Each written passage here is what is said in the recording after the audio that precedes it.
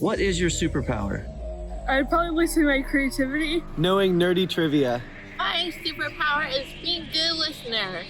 Devising a million questions. Helping people. Making people laugh. My superpower is that I'm determined and never give up. Hello and welcome everyone. Thanks for joining us on Voice of the Community. How are you today, Aaron? Pretty good. We've got a real hot guest here for you today. Like hot off the press guest. I want to get to that in a moment. Of course, Aaron will always ask me to share something about what's going on, which I will. But we've been so busy this summer in work skills. I've really barely been on campus. So I don't know if Aaron wants to share one thing that's been going on campus that I've barely been on. Yeah, well, we got our usual internships in the cafe, landscaping, B&B, all that good stuff is happening. We got a lot of just fun program activities going on, from swimming to gardening, woodworking. We recently took down a big oak tree that we're going to cut up into wood, which is pretty awesome to use for different building projects. So as always, Meristem campus is thriving and happening. But just as a quick update, you went on a little trip today, Harry. Where did you end up today? Hopefully you'll see this sooner than later. Yeah, we somehow got this big relationship with Thunder Valley Casino and Resorts there in Lincoln, California, which is just north of Roseville. And it's a big deal.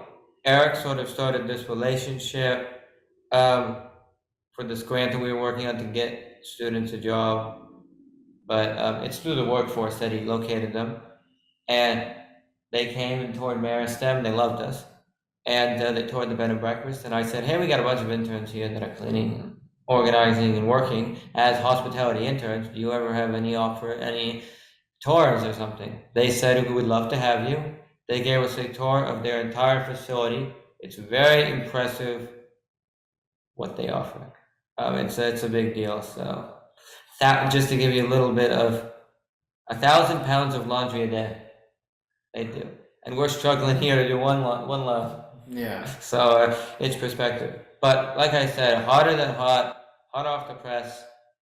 My very good friend and roommate, Miles Levine. Miles, I'll just say, he did his 3 years at Meristem, graduated in the summer of 2021, or in the spring. I want to ask him about it, but I just want to give you now he works here as an intern. He transformed the garden from, it was just grass, and he sheet mulched it with cardboard and wood chips with our land instructor, and he turned it into a garden. He did that over one summer. If you're unfamiliar with Sacramento, it was 110 degrees, 115. He was out here. So thank you so much for joining us, Miles. Oh, you're welcome. I'm glad to be here. Miles, I don't know, Aaron was going to ask you anything, but I want to start like we start with all of our Let's jump in guests and just get a little background on Miles. So Miles, when did you first know you were diagnosed with autism? I would say when I was younger, I would say. Okay. Maybe when I was in school. Miles. And what middle school, high school, elementary school? I would say elementary school. Okay. You don't mind me jumping in, do you, sometimes? Oh, sure. Just because I know you better. Then I know you, and I know sometimes if you left. But so Miles doesn't have your diagnosis is an auditory processing disorder. Oh, okay. You don't have formal autism, is that correct? Yeah. Auditory and sometimes struggle with math and numbers, right? Yeah. Since math is hard for me. So like dyscalculia or something like that, or no? I think so. Okay. So Miles, just educate us a little bit on auditory processing. What is it like to have what is the symptom of auditory processing? What are some of the hurdles you face? I would say it's hard for me responding, if someone asks me questions and I have to think about it for a little bit. It takes a while to sink in, to process? I would say. making sense of what somebody's saying. Yeah. Okay. This is a very personal podcast. So I can say, because I struggle with this, like, I'm sure that Miles knows, I don't have a lot of patience. So sometimes, you know, and I understand because of the auditory, it sometimes takes you longer to like come to an answer, and sometimes I don't wait for that answer. Yeah. I get real patient. I'm like, come on, I just asked you that. I just told you about that last week. What do you mean you can't remember? Well, and you two guys are now roommates, right? Yeah. So let's get into that in a little bit. Oh but, my God. Miles, just a quick download. How was middle school, high school for you in terms of education? Well, I was in special ed my whole school, like in elementary school to high school to middle school.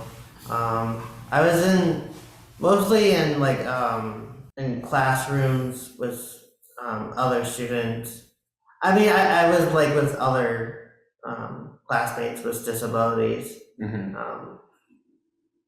And So, So you made it through high school. yeah.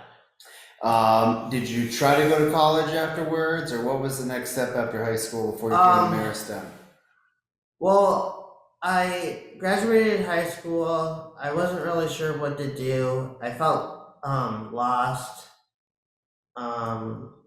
And I wasn't sure what kind of career I wanted to take. So I moved with my parents to California, and so you're from Chicago, outside, or what town are you from? In Illinois? I'm from Chicago. Outside of Chicago, Highland Park. How did you end up in the Bay Area? You live near Santa Rosa? Yeah, I lived in a small town called Sebastopol, and my parents wanted to look. I mean, they went to California to look for an apartment, and Right, after the harsh weather of Chicago winters. oh yeah, it was very brutal. So you're living in Sebastopol. How'd you find out about Meristem? Well, I was doing a program before I came to Meristem, and my parents took a tour, and they thought I would really love going to Meristem. So maybe they saw it advertised somewhere. Yeah.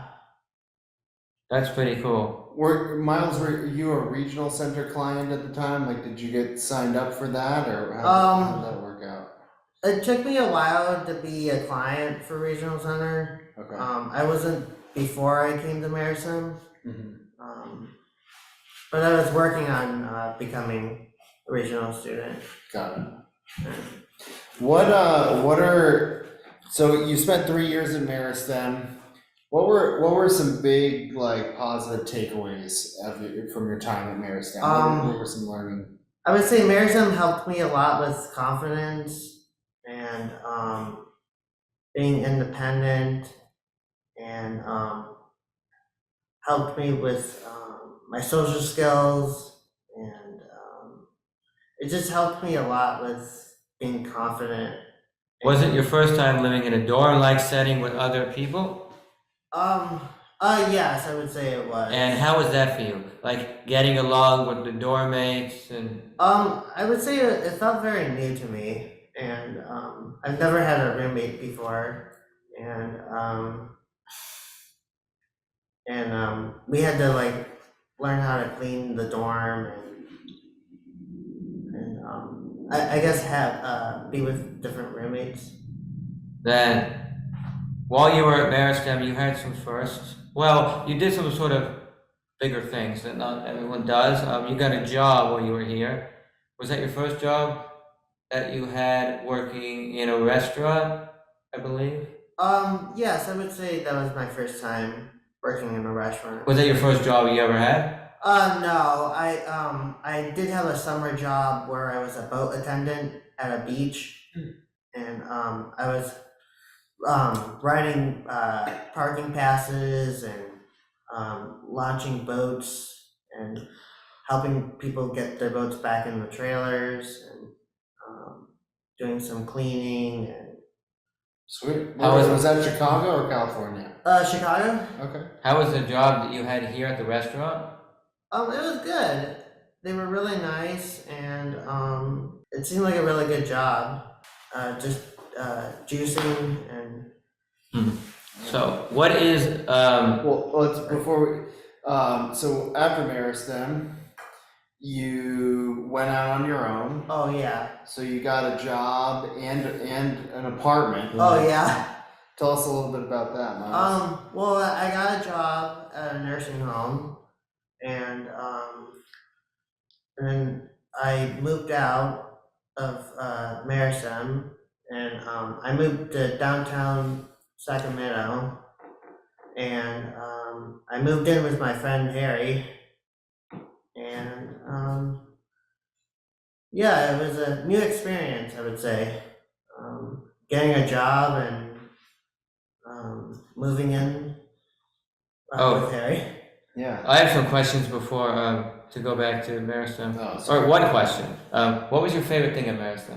Favorite class? I would say land was Oh. my favorite class. I'm glad you said that. Well, anyways, that just jumps into my next thing. So, somehow, after you graduated, you remained here over a summer, I think it was 2021, where you worked alongside the gardener to basically, like I said at the beginning, get rid of all the grass and sheep Oh, yeah. bullshit, right? And then after that summer was over, again, temperatures were near 120. Eric Stewart somehow said, we got to keep Miles here on this campus. We just have to. Well, make it work, Eric. Make it work. He came to you crying, make it work. So Miles was able to get, now he has regional center through a paid internship. You were able to continue, and you've been here since the summer, end of the summer of 2021. Oh yeah.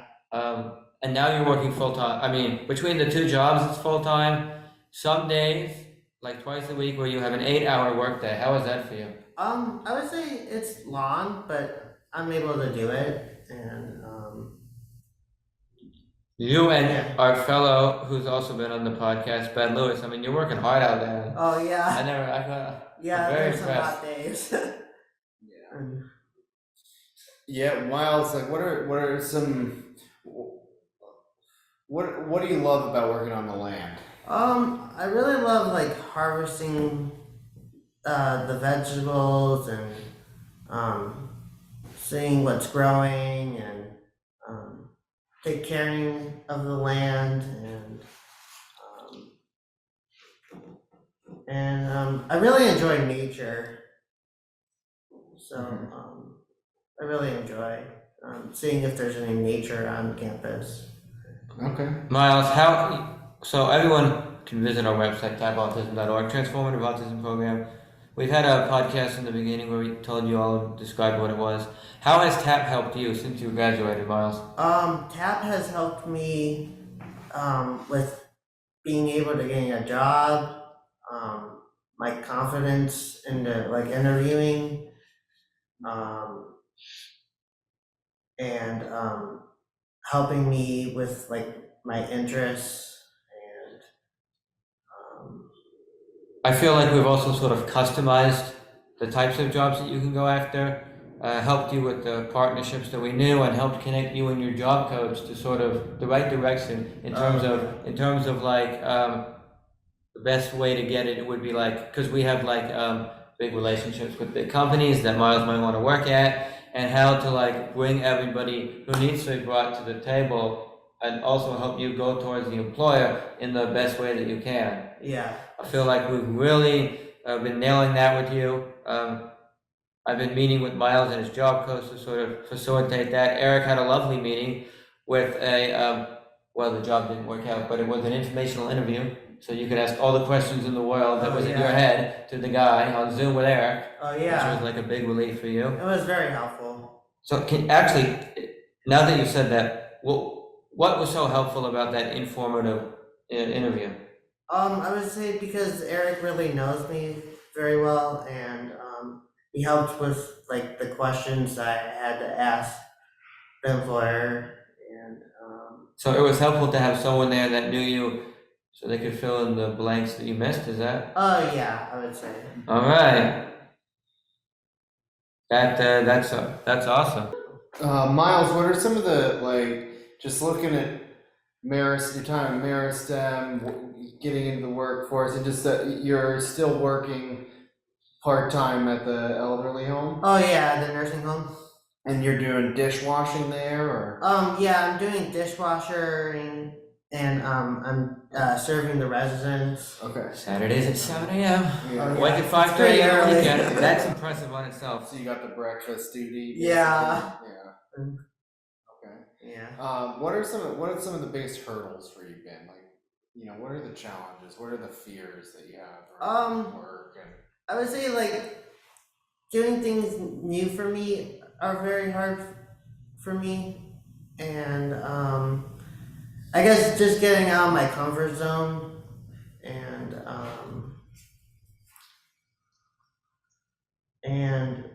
I guess I worry a lot, I would say. Mm-hmm. And, What's an example of work? Like, what's something you might worry about? I guess just trying to find a job, I would say that worries me, and Like just the concept of it. yeah. Like, There were a few very specifics. I hope Miles doesn't strangle me later for this, but, well, one being this podcast itself, and another being, no, I can say it because it's not quite enough hours for Miles to live comfortably, but he did consider working for Rayleigh's, and we had an interview, and they just gave me an interview because they know me. So that interview itself was like nerve-wracking for Miles, Yeah. and also the lead up to you doing this podcast. Oh, yeah. Because you have a lot of anxiety, you were so worried about doing it. Oh yeah, I have anxiety too. But after you do it, like after the interview with Rayleigh's, we're driving home and you're like, this is so much relief because I've done it. Yeah, I would say that. Yeah. Miles, what do you have a vision for? Like, what does the next 10 years of your life look like? I would say work, keep working, and maybe have a girlfriend, and just trying to do things that make me happy and that I enjoy. Okay. When you say work, like, do you have a picture? Like, because to me, I see you working in our garden all the time. Oh, like, yeah. Miles could get any sort of landscaping, farming job that's probably out there. Yeah. Is there anything that's keeping you from, dropping the elderly home and going after, more of a hands-on type job? I would say just trying to find like the right job, I would say, and I would say maybe like a landscaping job would be good. And I would say that they're not all hiring. And one thing that we discovered, they can't always offer the support. That's why this informational interview was so helpful. Actually, the job, which we don't need to name the job, the one that you interviewed for with Eric on Zoom, or you were asking questions about whether that job did turn out not to be, an opportunity wasn't available anymore, but yeah, sometimes there's just not enough support. Like you went after a company a while back that after Eric called them after the informative interview and they determined they couldn't offer you the support that you needed, I guess. Oh yeah. I'm not sure what exactly support Eric was referring to, but what are some supports like that you get at Meristem with our garden lead gardener that are real helpful? I would say just checking in with me and just letting me know if I'm doing a good job. And yeah, I would say those are good supports, and I guess just telling me like giving direction, I would say. Like sometimes, Miles, due to Meristem's schedule, like especially when students aren't here and we're in training, I mean, or our lead farmer is not available, I mean, we always have, like we have Demetrio here, and I think it does help, like at another job, you the structure, but with Demetrio, because you know Demetrio so well, or you know Eric, you could just basically ask any of them, like, what do I do, if in the case you're lost because one of our garden instructors didn't show up or you didn't know, you just have more of that, and they will help you if they know they're going to go to like a wedding for, they set you up, but this is because they know you very intimately. So you would want a job where they could actually be able to do that kind of thing, right? Yeah, I would say. Would be good. Yeah. Miles, what's the hardest part about living with Harry? That's a good question. What does he do that just pisses you off on a daily basis? I'm not sure. I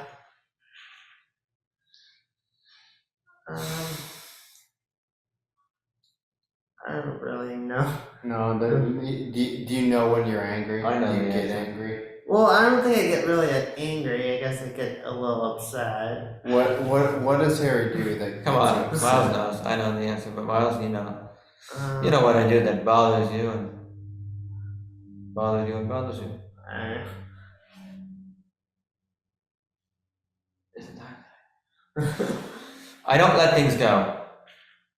Sometimes I hound it. Basically, if there was a wall and I don't actually do it physical. That's it, the analogy. I take your head and I pound it against the wall. I don't let things go, huh? Especially when you like can't make up your mind or you don't want to do something like, Sir, I didn't let this stuff. podcast go. I kept hounding you for days until you would say yes. In fact, you said yes probably to shut me up. I don't think I did, but But are there times when it's like really difficult? yeah, I would say. One thing that we mentioned with our last guest, who was neurodiverse intern or garden bed lures, is the dishwasher, and I noticed we fought over that. Like, who's gonna unload it? Who's gonna start it? It seems like the dishwasher. You probably had that problem as well when you were a student in Meristem.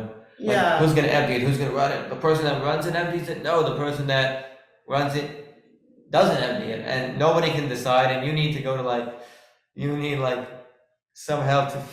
Yeah, that's true. I guess just try to decide together. Who does most of the cooking at home? I feel like it's both of us. Well, I cook for you sometimes, but mostly we cook For yourself? ourselves, yeah, Oh yeah. and clean up after ourselves.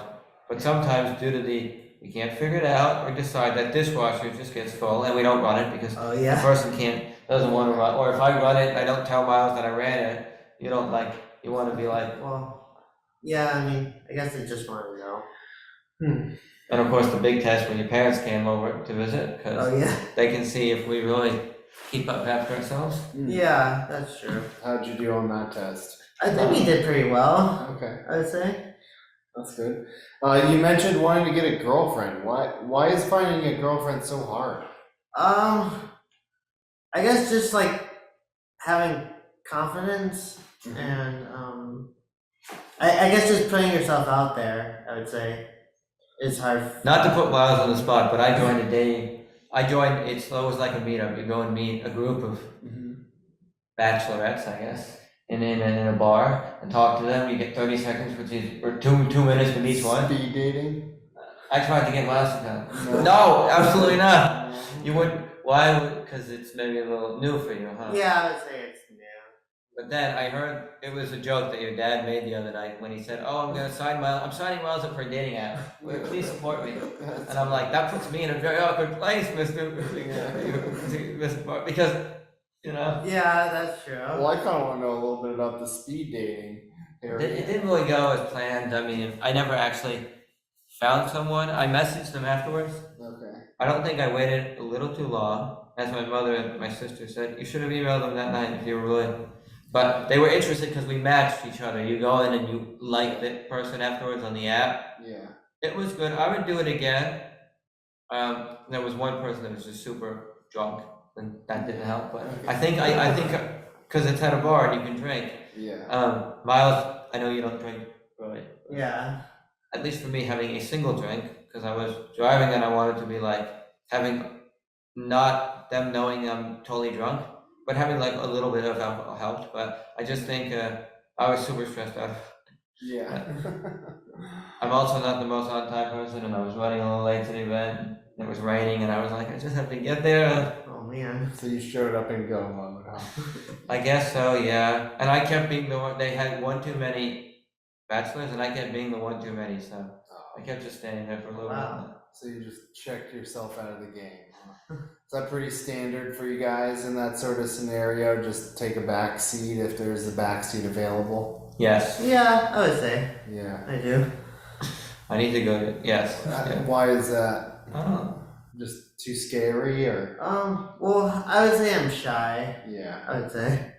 I'm definitely less shy, but still, when it comes to like dating, it's like I've also tried online dating. My cousin, I just celebrated her wedding. She met with online for 3 years. They've been together.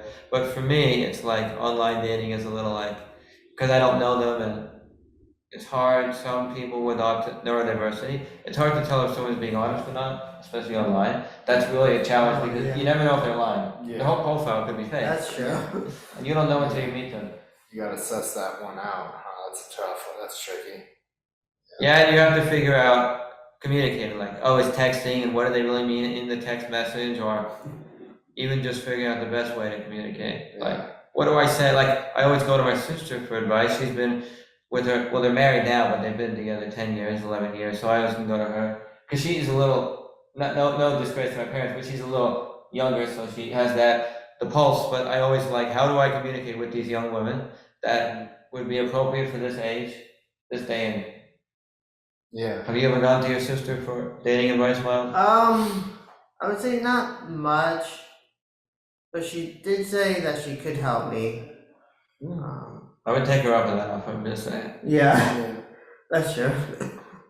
We're coming up on time, but Miles, overall, what's been a big life lesson that you've learned just in dealing with what your challenges around auditory processing and dyscalculia? I would Saying say, that right. I would just say, just try, like if there's a new opportunity, just try it, and just do things that make you uncomfortable, I'd say. Okay. It's good advice. That's wonderful Yeah. advice.